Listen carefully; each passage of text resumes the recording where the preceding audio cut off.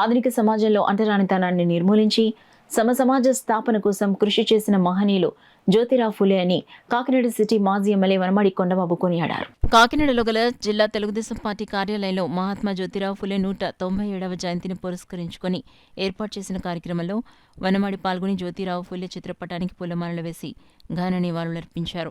ఈ సందర్భంగా ఆయన మాట్లాడుతూ బడుగు బలహీన వర్గాలకు ఆరాధ్య దైవం మహాత్మా జ్యోతిరావు ఫులే అని అన్నారు.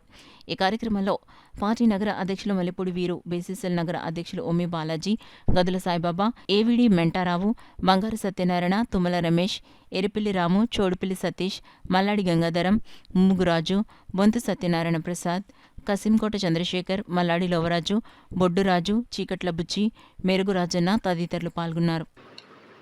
అయితే ఆయన ఆశయాలు, ఆలోచన విధానాలు ఈ దేశానికి స్వాతంత్రం వచ్చిన తర్వాత ఆంధ్రప్రదేశ్లో మట్టికి బలహీన వర్గాలకి స్వాతంత్రం రాలేదండి.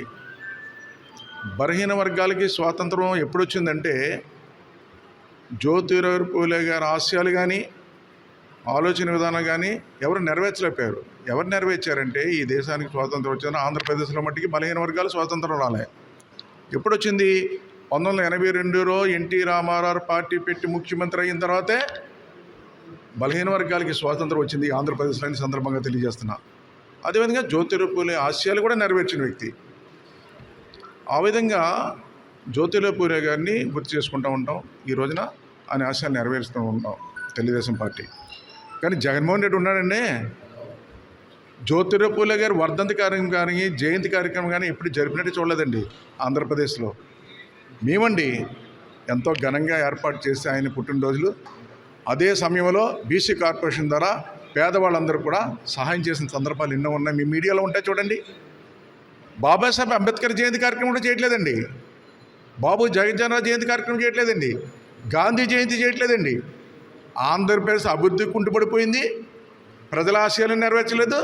అదేవిధంగా మనకున్నటువంటి దేశ నాయకుల ఆశయాలు కూడా నెరవేర్చట్లేదు ఈ వైఎస్ఆర్ పార్టీలని ఈ సందర్భంగా తెలియజేసుకుంటే బాధేస్తుందండి.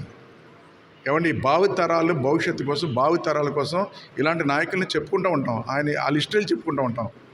అలాంటి హిస్టరీ చెప్పడానికి కూడా తీరిక లేదండి జగన్మోహన్ రెడ్డికి, వీళ్ళ ప్రభుత్వానికి. ఏదైనప్పుడు కూడా వచ్చేది మా ప్రభుత్వం అండి. రేపు పొద్దున్న మేము అధికారంలోకి వస్తున్నాం. జ్యోతిరావు ఫులే గారి ఆశయాలు కానీ, ఫులే గారి ఆశయాలు కానీ, బాబాసాహెబ్ అంబేద్కర్ ఆశయాలు కానీ, బాబు జగజ్జీవన్ ఆశయాలు కానీ, గాంధీ గారి ఆశయాలు కానీ అన్నీ నెరవేర్చే బాధ్యత తెలుగుదేశం పార్టీ తీసుకుంటుందని మీ ద్వారా తెలియజేస్తాను.